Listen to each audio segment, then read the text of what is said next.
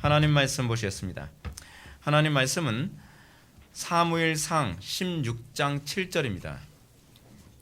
하나님 말씀은 사무엘상 16장 7절 말씀, 구약성경 제 성경으로는 433페이지입니다. 구약성경 433페이지 사무엘상 16장 7절 말씀 찾으셨으면 제가 봉독하겠습니다. 여호와께서 사무엘에게 이르시되 그의 용모와 키를 보지 말라. 내가 이미 그를 버렸노라.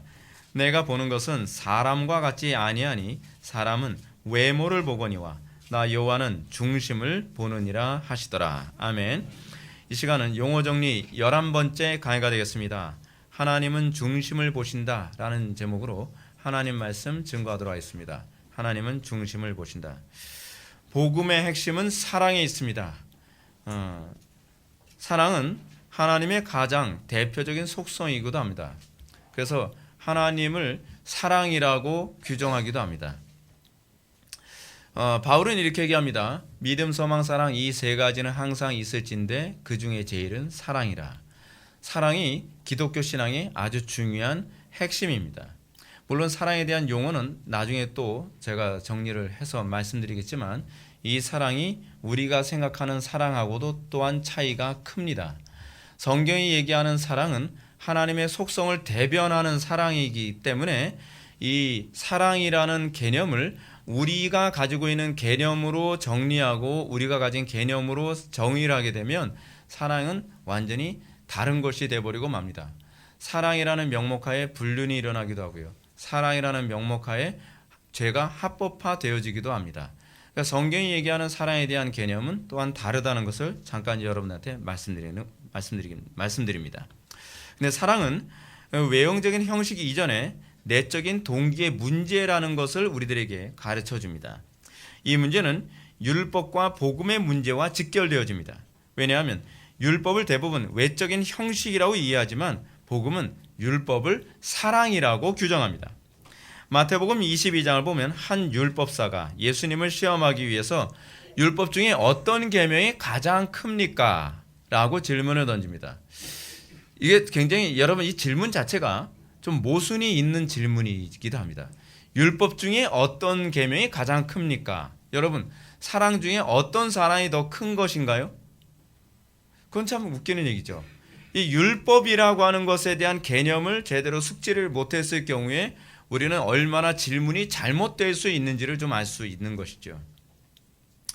이런 질문에 대해서 예수님은 이렇게 대답하십니다. 예수께서 이르시되 내 마음을 다하고 목숨을 다하고 뜻을 다하여 주 너의 하나님을 사랑하라 하셨으니 이것이 크고 첫째 되는 계명이요 둘째도 그와 같다는 얘기입니다. 내 이웃을 내 자신같이 사랑하라 하셨으니 이 두 계명이 온 율법과 선지자의 강령이니라. 예수님의 답변은 클리어합니다. 어떤 계명이 제일 크냐라고 한 질문에 대해서 예수님은 그 우문현답을 하시죠. 이것이 바로 사랑이 율법이다 라고 예수님이 딱 규정을 하십니다. 예수님께서 율법을 하나님 사랑, 이웃 사랑으로 규정하신 점은 오늘날 무율법주의를 아무렇지도 않게 주장하는 사람들의 주장이 얼마나 잘못된 것인지를 우리들에게 아주 잘 보여주는 부분이기도 합니다. 왜냐하면 율법을 준수하는 자의 태도는 율법주의의 문제가 아닙니다. 율법을 준수하는 것을 자꾸 율법주의라고 얘기하며 무율법주의를 주장하는 사람들은 그럼 그 사람들은 사랑을 도대체 어떻게 하겠다는 것입니까? 그렇지 않습니까? 사랑을 표현하지 않고서 사랑할 수 있나요? 사랑을 표현하는 것이 바로 사랑을 담지한 사람의 외적 표현 방식 아닌가요? 그래서 저는 무율법주의를 다른 말로 이렇게도 표현합니다. 무사랑주의라고도 할 수 있지 않은가? 저는 그렇게 말씀드리고 싶습니다. 이렇듯 율법의 무용론을 주장하는 사람들을 향하여 예수님께서 하신 말씀은 이것이었습니다. 너희 의가 서기관과 바리새인보다 더 낫지 못하면 결단코 천국에 들어가지 못하리라는 것과 또 화했을진저 외식하는 서기관들과 바리새인들이여 너희가 박하와 회양과 근처의 11조는 들이되 율법의 더 중한 바 정의와 긍휼과 믿음은 버렸도다. 그러나 이것도 행하고 저것도 버리지 말아야 할지니라. 이 두 구절을 통해서 성경이 가르치는 바를 우리는 이렇게 또 정리해 둘 수 있습니다. 소망이 우리를 부끄럽게 하지 아니함은 우리에게 주신 성령으로 말미암아 하나님의 사랑이 우리의 마음에 부은 바 되었느니라. 신앙이라는 게 무엇이죠? 그것은 사랑입니다. 하나님의 사랑이 우리의 마음속에 부어진 바 되는 것입니다. 믿음이 있노라 하면서도 하나님을 사랑하지 않아요. 믿음이 있노라 하면서도 율법을 지키지 않아요. 그것은 그리스도의 그 영이 우리 속에 들어오지 않은 것입니다. 하나님을 사랑이라고 규정한 것은 그러니까 율법은 하나님에 대한 자기 계시라는 것을 의미하기도 합니다. 다시 말해서 성령으로 거듭났다고 한다면 우리는 율법의 파괴자가 아니요 율법의 준행자로 나타나는 것이 당연하다는 얘기입니다. 왜냐하면 율법은 구원을 위한 조건이 아니라 구원받은 신자가 사랑을 실천하는 방식이기 때문에 그렇습니다. 율법은 사랑을 실천하는 방식이에요. 그러니까 마치 뭐하고 똑같습니까? 내용이 있는데 그릇 없이 내용을 줄 수 없잖아요. 내용을 표현할 수 없잖아요. 그렇죠? 우리가 이 내용을 주기 위해서 필요한 그릇이 무엇이냐면 율법이라는 그릇이죠. 사랑이라는 이 마음을 표현하기 위한 방법이 그거 아닙니까? 예를 들어서 어떤 사람이 사랑하는 사람한테 그 자기의 사랑을 표현하기 위해서 예를 들어서 반지를 선물했어요. 그 사람한테 율법주의자라고 하면 이거 가당키나 합니까? 이런 율법주의자. 나를 사랑한다고 하면서 반지를 줘? 아니 이게 말이 안 되잖아요. 그렇잖아요? 내가 사랑하기 때문에 그 사랑을 반지로 표현한 거예요. 표현하면 안 된다라고 얘기하는 것만큼 궤변이 어디 있습니까? 무율법주의자들은 마치 그런 거예요. 사랑은 표현하는 게 아니야 라고 얘기하는 거예요. 이거야말로 궤변이죠. 사랑은 표현하는 거죠. 사랑은 표현하지 않고서는 견딜 수 없는 속성이기도 해요. 따라서 우리가 이렇게 율법을 구원받은 신자가 사랑을 실천하는 방식이라고 주장을 하면 무율법주의자들은 예수님께 공생의 기간 동안에 끊임없이 소위 이 율법주의자들이라고 하는 바리새인들을 비판했다는 점을 강조합니다. 또 예수님은 율법의 자유로부터 선언하셨는데 왜 또다시 율법의 올무 속으로 들어가려고 하느냐라고 이렇게 또 공격을 합니다. 여기서 우리가 오해하지 말아야 할 점은 예수님께서 유대인 종교 지도자들과 싸우셨던 이유는 율법 행위가 아닙니다. 예수님께서 바리새인들 율법 행한다고 잔소리하신 적 한 번도 없습니다. 책망한 적 없어요. 그들의 문제는 뭐냐면 오히려 율법을 파괴한다는데 그들의 문제점을 지적하십니다. 그들은 장로들의 유전을 가지고 율법을 안 지킬 명분을 찾았다는 것이 문제거든요. 사람들이 성경을 너무 피상적으로 읽는 게 문제입니다. 율법을 지키는 것이 하나님께 책망거리가 되지 않습니다. 문제는 무엇이냐면 그들은 율법을 안 지킬 또 다른 방법을 찾거나 또는 율법을 지키되 정작 율법에서 스피릿이 정신이 사라졌다는 것이 문제라는 거죠. 율법의 스피릿이 뭐예요? 사랑이잖아요. 율법을 행하면서 그것을 사랑의 실천 행위로 사용하는 것이 아니라 그 율법을 가지고 어떻게 합니까? 자기 욕심의 도구로 사용하는 거죠. 마치 뭐하고 똑같습니까? 사랑한다고 하면서 반지를 주는 것과 사랑하지도 않으면서 반지를 주는 것은 다른 문제죠. 그렇죠? 사랑하기 때문에 반지를 주는 것이 이것을 복음이라고 얘기한다면 사랑하지 않는데 반지를 주는 것은 또 다른 목적이 있는 것입니다. 이것이 바로 율법과 복음의 차이인 거죠. 그들은 외적으로는 율법을 철저히 지키는 사람들이었습니다. 그러나 그들은 정작 더 중요한 바 뭘 빼뜨렸죠? 정의와 긍휼과 믿음을 그들은 삭제했습니다. 그들의 마음속에 그게 없습니다. 이것이 예수님께서 바리새인들이나 그런 율법주의자들을 진단하는 예수님의 진단 방식이었습니다. 그들은 입술로는 하나님을 공경하지만 마음은 하나님께로부터 먼 사람입니다. 마치 입으로는 사랑해 사랑해 사랑해 라고 얘기하면서도 뒤에서는 엉뚱한 짓을 하고 있는 것과 똑같은 행동을 취하고 있는 것이죠. 예수님의 표현처럼 중심에는 시체가 썩어서 냄새가 나지만 겉으로는 회칠한 무덤처럼 자기를 그럴싸하게 아주 잘 감추기 위해서 율법이라고 하는 도구를 사용하고 있다는 것이 문제입니다. 이것이 율법을 지키지만 율법의 정신을 망각한 유대인들의 모습입니다. 근데 이것이 오늘날 교회 안의 모습이기도 하고 이것이 오늘날 개혁파 교회 안에서 오히려 더 많이 나타나고 있다는 것이 문제입니다. 그러므로 복음은 주로 신자들의 중심에 관심을 갖습니다.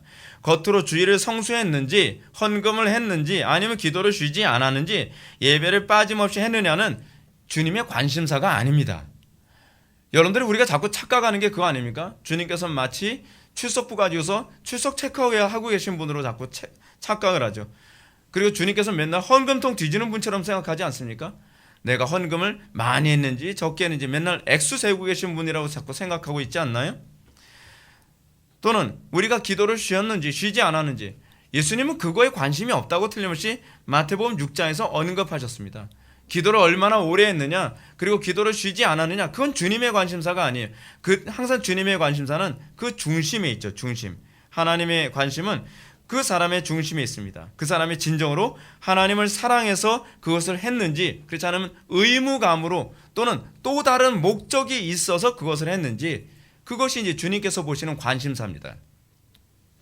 그런데 이 복음의 원리를 악용하는 사람들이 초대교회에서부터 자주 등장했습니다. 그들은 하나님이 중심을 보시기 때문에 율법으로부터 자유로워야 된다는 거예요. 여러분 이거 보십시오. 굉장히 이게 궤변이 이런 식으로 나옵니다. 논리적 궤변. 왜 제가 자꾸 여러분한테 논리학을 가르치고 논리적으로 사고하라고 얘기하냐면 여기서 궤변이 틀어져 나오는 거예요. 하나님은 중심을 보시기 때문에 어떻게 해요? 우리는 율법으로부터 자유로워야 된다. 그 뭔가 맞는 말 같기도 한데 뭔가 틀린 것 같죠. 근데 이런 궤변이 초대교회 때서부터 계속적으로 나왔어요. 이건 틀림없는 궤변입니다. 어려운 환경 속에서 믿음을 극복하기보다는 우상에게 절하고 주일과 경건 생활을 적당히 타협하는 것을 또한 지혜라고 얘기합니다. 여기다 또 지혜를 갖다 붙여요. 그러나 이런 가르침을 요한계시록은 뭐라고 얘기합니까? 성경은요 굉장히 논리적입니다. 그래서 성경이 이것을 이세벨의 가르침이라고 요한계시록을 통해서 우리들에게 가르쳐주고 있습니다. 요한계시록 2장 20절은 이렇게 언급합니다. 그러나 내게 책망할 일이 있노라. 자칭 선지자라는 여자 이세벨을 내가 용납함이니 그가 내 종들을 가르쳐 꾀어 행음하게 하고 우상의 제물을 먹게 하는도다. 이세벨의 가르침을 요한계시록은 뭐라고 얘기합니까? 이세벨의 가르침은 그가 내 종들을 꾀어 행음하게 하고 우상의 제물을 먹게 한다는 것입니다. 이건 이거와 같습니다. 당시 제가 언젠가 요한계시록 강의하면서도 여러분들한테 말씀드렸지만 길드라고 하는 조합이 있었습니다. 노동조합이죠. 근데 그 길드라고 하는 노동조합에 가입하지 않으면 사람들은 소위 잡을 가질 수가 없어요. 직업을 가질 수 없단 말이에요. 근데 그 길드에 가입하게 되면 어떤 일을 해야 되냐면 신전창기와 몸을 섞어야 되고 또 우상에게 절을 해야만 했습니다. 그래야 직업이 생기는 거예요. 그래야 입에다 풀칠을 할 수 있는 거죠. 그래서 이 사람들은 이 생존의 문제와 신앙의 문제에 심각한 대립으로 갈등을 했습니다. 이런 가운데서 이 여자 이세벨이라고 하는 이 거짓 선지자가 나타나서 뭐라고 얘기하냐면 하나님께서는 중심을 보셔. 하나님께서는 그 마음 잘 아시지. 그러니까 신전창기와 몸을 섞거나 우상에게 절을 한다고 해서 하나님께서 뭐라고 그러진 않으실 거야. 우리도 입에 풀칠해야 먹고 산다는 거 주님께서는 모르시겠어? 그러나 우리의 중심은 흔들리면 안 돼. 중심은 하나님만 바라봐야 돼. 라고 하는 궤변을 늘어놓았습니다. 여러분, 이 말은요 굉장한 궤변입니다. 마치 이건 뭐와 같은 말이냐면 창녀와 몸을 굴리면서 창녀에게 마음만 주지 않으면 돼 라고 얘기하는 것과 얼마나 웃기는 얘기입니까? 마음은 아내에게 있으면서 과연 몸은 창녀에게 줄 수 있는 건가요? 이거는 말이 안 되는 거거든요. 이런 상황 속에 있었던 고린도 교회를 향해서, 이 고린도 교회가 그 상황이었거든요. 그래서 고린도 교회를 향해서 바울이 했던 말이 이것이었습니다. 그것이 궤변이라는 거죠. 창기와 합하는 자는 저와 한 몸인 줄 알지 못하느냐. 일렀을 때 둘이 한 육체가 된다 하셨나니. 빼도 박도 못할 정도로 바울은 아주 탁월한 논리로 설명하고 있습니다. 몸을 저 사람과 섞으면서 어떻게 마음은 하나님께 있다고 얘기하느냐. 이런 궤변은 우리나라 일제강점기에 신사참배를 독려했던 그 거짓된 목회자들이 이런 동일한 논리를 사용했습니다. 그래서 제가 여러분한테 그런 말씀 드리죠. 예배 때 묵도하는 그 순서가 왜 있는가? 그 신사에게 절을 하고 그리고 그 다음에 예배를 하는 그 순서가 있었기 때문에 그렇다는 거 아닙니까? 그런데 문제는 뭐냐면 묵도하는 것이 중요한 것이 아니라 마음이 중요한 거야 라고 항상 이렇게 강조했다는 거죠. 신사에게 절을 하지만 마음은 꺾이지 마. 마음은 꺾이지 마. 하나님께서는 그 마음 아실 거야 라고 얘기하는 거예요. 그런 사람들 어떻게 합니까? 그렇지. 나는 마음은 하나님 사랑하지. 마음은 내가 하나님 믿지. 그렇지만 어쩔 수 없어. 그러면서 절을 했다는 것이죠. 근데 이것이 성경적으로 합리화될 수 있는 얘기가 아니라는 겁니다. 이런 가르침이 오늘날 신자들의 일상에 만연해져 있습니다. 불신 남편의 구원을 위해서 이런 얘기합니다. 목사님 어떻게 하죠? 우리 남편이 그래도 한 달에 한 번 정도는 같이 주일날 놀러 가자고 하는데 그래도 남편 전도하려면 어떻게 하든지 그래도 한 번 정도 같이 놀러 가줘야 되는 거 아닌가요? 뭐 이렇게 합의를 봅니다. 그러면 이제 목사님이 이렇게 얘기를 하는 거죠. 그래도 전도가 중요한 거예요. 사실 전도되고 있는 중이거든요. 이 전도가 뭔지를 모르는 거예요. 그러니까 전도라는 단어에 대한 개념이 없다 보니까 그 와이프가 남편에 의해서 전도되고 있는 거라는 것은 인식을 하지 않고 그 사람을 전도하기 위해서 전도돼야 된다고 하는 궤변을 늘어놓고 있는 거예요. 그래서 가셔도 됩니다. 하나님께서는 중심을 보셔요. 그래도 성도님은 그 마음은 예배에 있을 게 아니에요.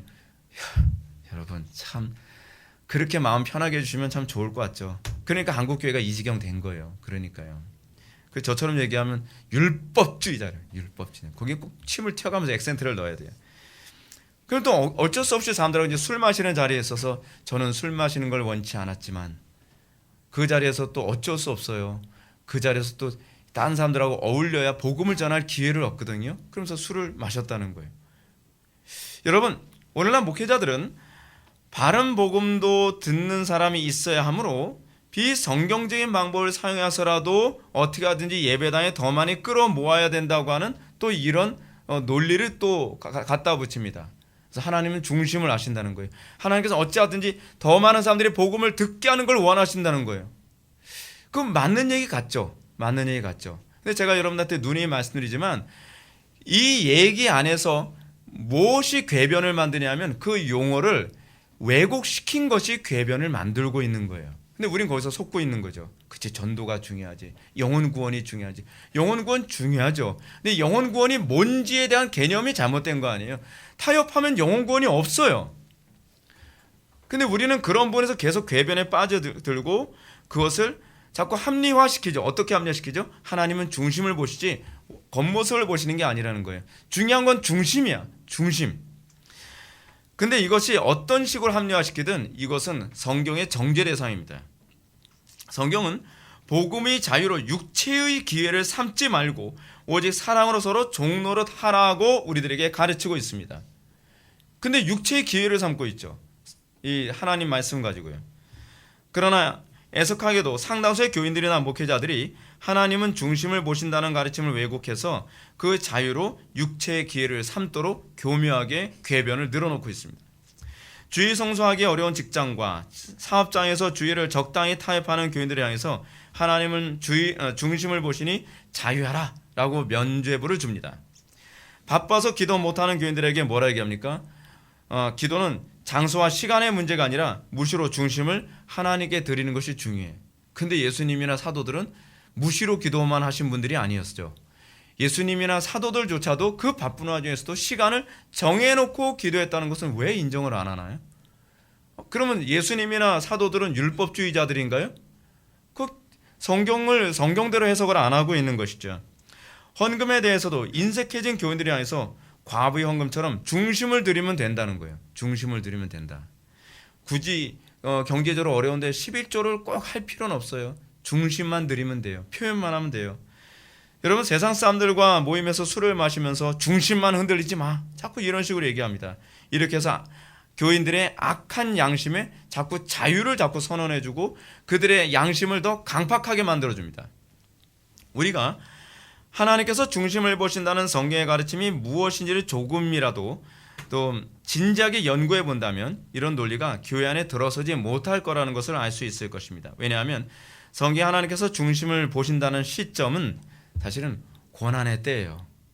고난의 때에 중심을 보신다는 얘기지 아무 때나 그냥 항상 타협하면서도 중심을 보신다는 개념이 아니에요. 그러니까 성경을 잘못 이해하고 잘못 해석한 거예요. 제가 누누이 말씀드리지만 선무당이 사람을 잡습니다. 성경을 어설프게 알고 어설프게 해석하면 더 큰 문제가 발생해요. 예를 들어서 하나님께서 아브라함에게 이삭을 번제로 바치도록 요구하시는 장면이 나옵니다. 하나님께서 아브라함의 마음을 모르셨을까요? 하나님께서 아브라함의 중심을 모르셨겠냔 말이에요. 아셨죠? 하나님께서는 아셨어요. 그럼에도 불구하고 하나님께서는 아브라함에게 내 아들 이삭을 바치라고 얘기합니다. 이미 그 중심을 알고 계신 하나님께서 말이죠.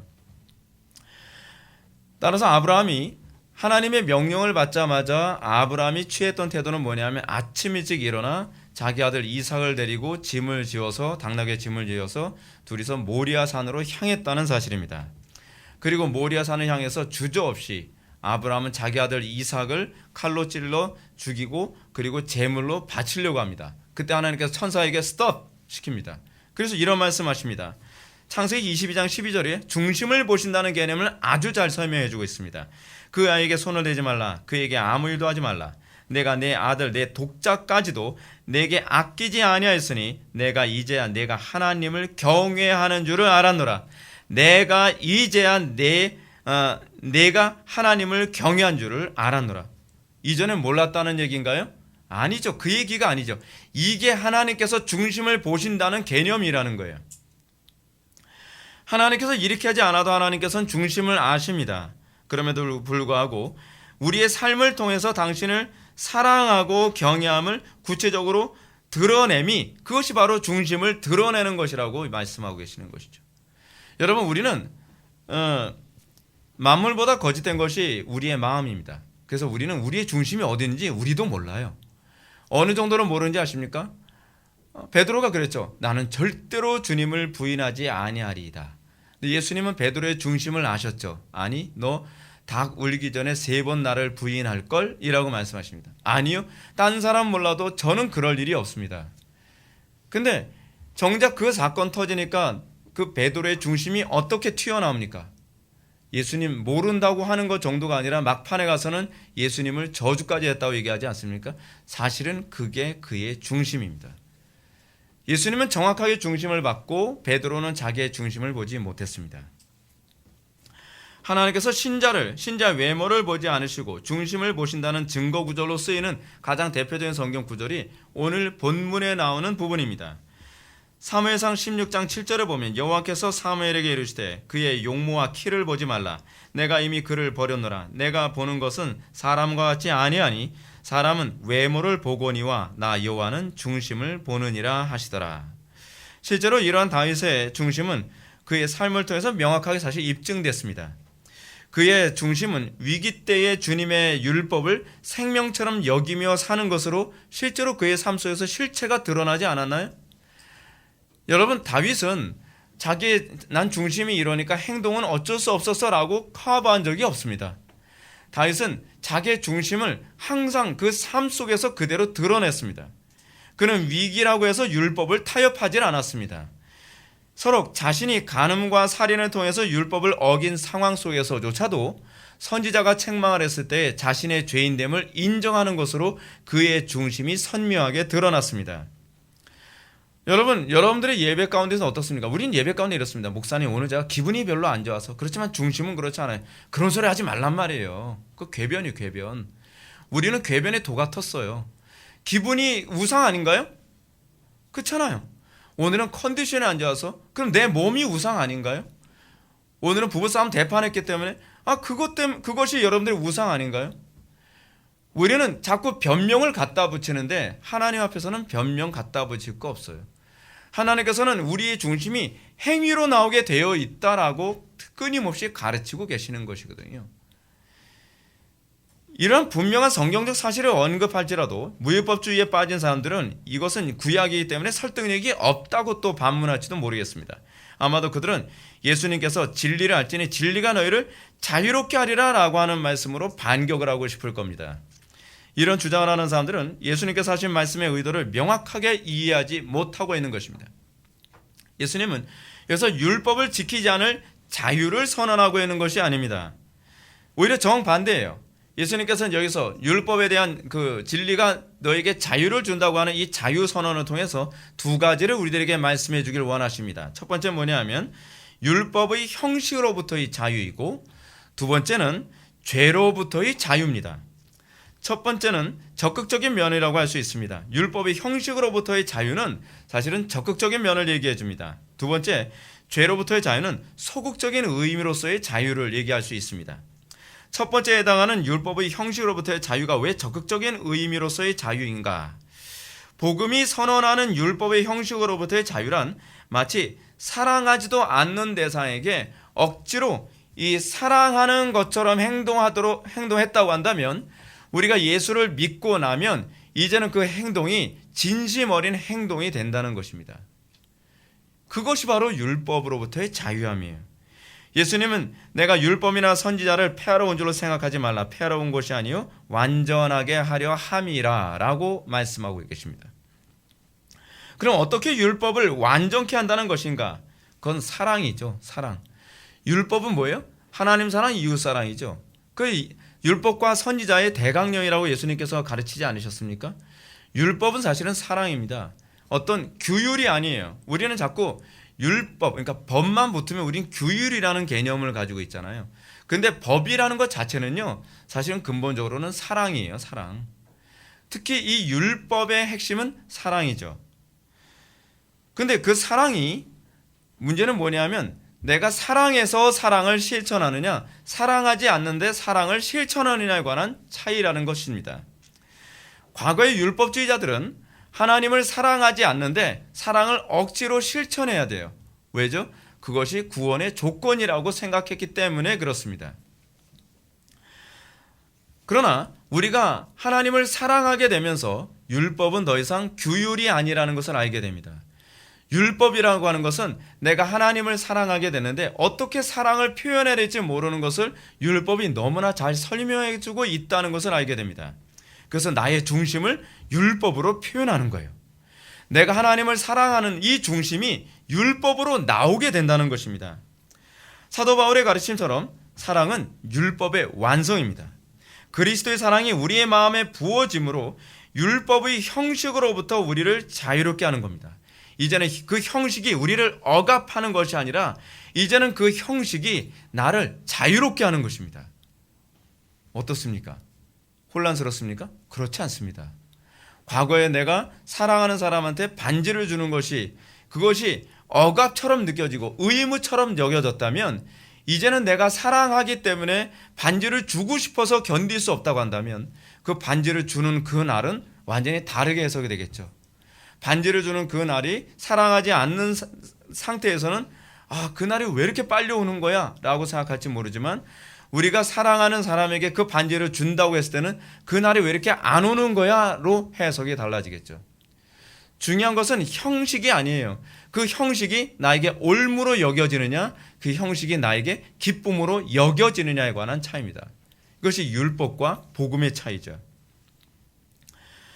이제 우리는 그 형식 자체를 사랑하게 됐습니다. 이것이 적극적인 의미로서의 자유라는 뜻입니다. 이것이 하나님께서 보시는 성도의 중심이 적극적으로 표현되어지는 방식이죠. 두 번째로 예수님의 자유 선언의 속적 의미란 죄와 사망의 통치로부터의 자유입니다. 우리는 죄와 사망의 통치를 기뻐하지 않게 되었습니다.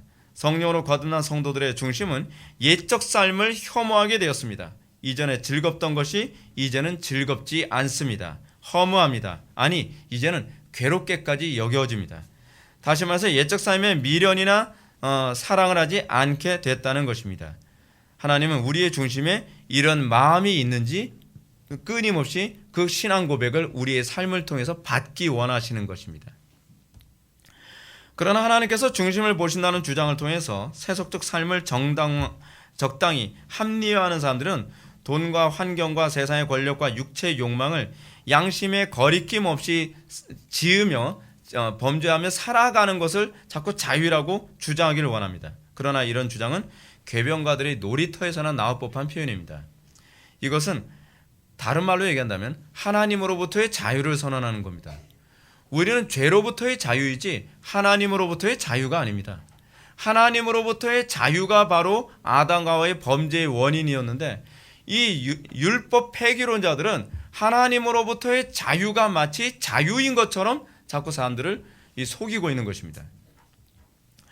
다시 말하지만 복음의 진리가 주는 자유함은 죄를 맘 편하게 지을 수 있는 자유가 아닙니다. 율법을 억지로가 아니라 기쁨으로 준행하는 것을 자유라고 얘기하는 것입니다. 제가 자율과 자유에 관해서 제가 그 용어 해설한 걸 참조하시기 바랍니다. 도리어 율법은 의의 종노릇, 사랑의 종노릇을 가르치고 있습니다. 이 부분에 대해서 잘 사도 바울이 가르쳐주고 있는데요. 로마서 8장을 보면 바울은 신자의 자유함이 또 다른 차원에서 사랑으로 종노릇함으로 나타난다라고 우리들에게 가르치고 있습니다. 그러니까 여러분들이 나는 정말 자유한 존재인가라는 것을 확인하려면 나는 정말 종노릇하는 존재인가로 여러분들은 확인할 수 있습니다. 여러분들이 자유한 존재라고 하면서도 사랑으로 종노릇함이 없다고 한다면 여러분들은 아직 자유함이 뭔지 모른다는 겁니다. 이건 대단한 역설입니다. 근데 이 역설은 진리입니다. 그래서 바울은 이렇게 얘기합니다. 그런즉 너희의 자유가 믿음이 약한 자들에게 걸려 넘어지게 하는 것이 되지 않도록 조심하라.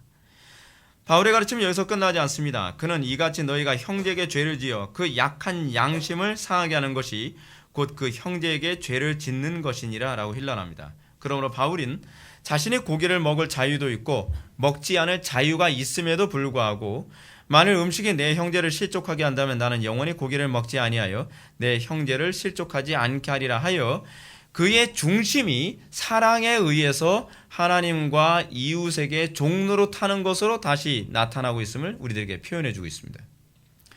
하나님께서 보신다는 중심은 각 사람의 주관적인 동기를 얘기하는 게 아닙니다. 상당수 사람들이 그렇게 이해하죠. 주관적인 동기, 난 동기는 그래도 선한 동기였어. 근데 그게 아니라는 거예요. 예레미야서 17장 9절의 말씀처럼 만물보다 거짓되고 심히 부패한 것이 우리의 마음입니다. 그래서 우리 마음이 그 동기가 선하고 사랑에 의한 것이니 우리도 몰라요. 우리가 안다고 생각하는데 여러분 10길 문 쏘고 나는데 사람 마음 모른다는 건요. 자기도 모르는 거예요, 사실은. 사람이 선한 동기로 불경건이나 죄를 범했을 때 과연 그 동기가 선할 수 있다는 것을 과연 무엇으로 증명할 수 있죠? 인간의 전적 타락과 부패를 믿는다면 사람에게 결코 순수한 선한 동기를 기대할 수 없습니다. 인간이란 선한 동기를 빌미로 하여 악을 행할 만큼 충분히 악한 존재입니다. 그렇다면 어떻게 순수한 동기로 신자가 살아갈 수 있다고 얘기합니까? 바울은 이렇게 가르칩니다. 믿음을 따라 하지 아니한 것이 다 죄니라. 믿음으로 하지 않으면 그것은 사실은 악한 것입니다. 그 동기의 중심은 악하다고 볼 수밖에 없습니다.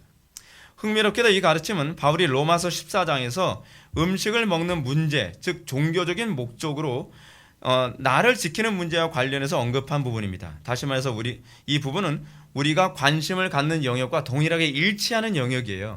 그러니까 예를 들어서 그렇죠. 난 자유하니까 고기 먹을 수도 있고, 난 자유하니까 난 술 마실 수도 있지. 이거 흔히 하는 얘기 아닙니까? 근데 이 문맥 하에서 사도 바울이 이 얘기를 한 거예요. 뭐라고요? 믿음을 따라 하지 않은 것은 다 죄니라 라고 얘기하는 거예요. 그러니까 이 오늘날 우리가 이 술 먹는 것도 자유다. 뭐 이런 식으로 얘기하면서 꼭 술 취하지 말라는 얘기가 어디 있나요? 라고 하는 것보다 더 신랄하게 사도 바울이 비판하는 것이 뭐냐면 로마서 14장에 나오는 이 믿음으로 하지 않으면 다 죄니라라고 하는 얘기가 바로 그거거든요. 바울은 신자의 중심의 문제를 믿음으로 다룹니다. 그는 내게 있는 믿음을 하나님 앞에서 스스로 가지고 있으라. 내가 옳다 하는 바로 자기를 정죄하지 아니한 자는 복이 있도다 라고 얘기합니다. 이는 하나님께서 보시는 신자의 중심이 바로 믿음이라는 사실을 우리들에게 지적해주고 있습니다. 하나님께서 보시는 중심이란 바로 믿음으로 사는 것인가 아니면 다른 육적인 동기를 합리화시키는 것인가 라고 하는 것에 계속 질문을 던집니다. 그런데 그 믿음이 바로 사랑이라고 얘기합니다. 그 사랑은 그냥 감정적인 사랑이 아닙니다. 율법을 준행하는 것입니다. 율법을 형식적으로 준행하는 것이 아니라 하나님을 사랑하는 표현의 동기로서 율법을 사용하는 것입니다. 믿음으로 말미암은 사랑은 율법을 어떤 상황에서도 준행하려 합니다. 자기의 목숨이 끊어진다 할지라도 또는 자기의 재물을 다 잃는다 할지라도 자기가 원하는 어떤 것을 다 손해를 본다 할지라도 그 율법을 지키려 합니다. 이건 율법주의가 아닙니다. 이것은 바리새인보다 더 나은 의일 뿐입니다. 율법을 자기 입맛에 맞도록 교묘하게 가감하는 것은 사실은 사랑이 아니고 그것 또한 믿음도 아닙니다. 광야 같은 세상을 살아가면서 만나로만 자기 양식을 삼도록 만드는 것이 믿음입니다. 하나님께서 히브리인들의 중심을 보시기 하신 일이 무엇이었습니까? 신명기 8장 2절은 이렇게 가르칩니다. 내 하나님 여호와께서 이 40년 동안에 내게 광야길을 걷게 하신 것을 기억하라. 이는 너를 낮추시며 너를 시험하사 내 마음이 어떠한지 그 명령을 지키는지 그렇지 않은지 알려 하심이라. 뭐예요? 중심 보려고 하나님께서 이 만나로만 광야 생활을 유지하도록 요구하셨다는 사실입니다.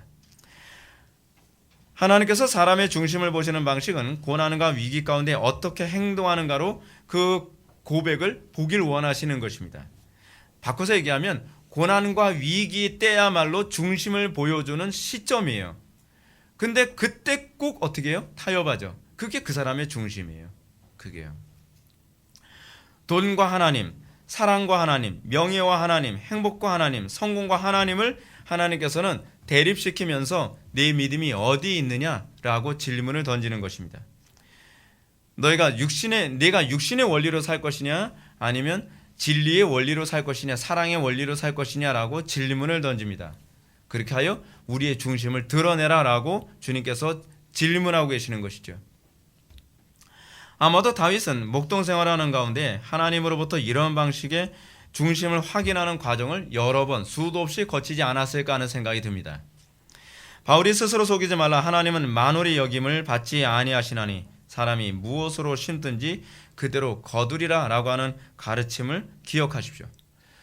다윗은 자기가 뿌린 대로 그는 하나님께서 중심을 보시고 그를 세우셨고 또한 다윗의 형제들은 그들이 뿌린 대로 하나님께서는 만홀히 여김을 받지 않고 그의 외모에 속지 아니하시고 하나님께서는 그들을 버리셨습니다.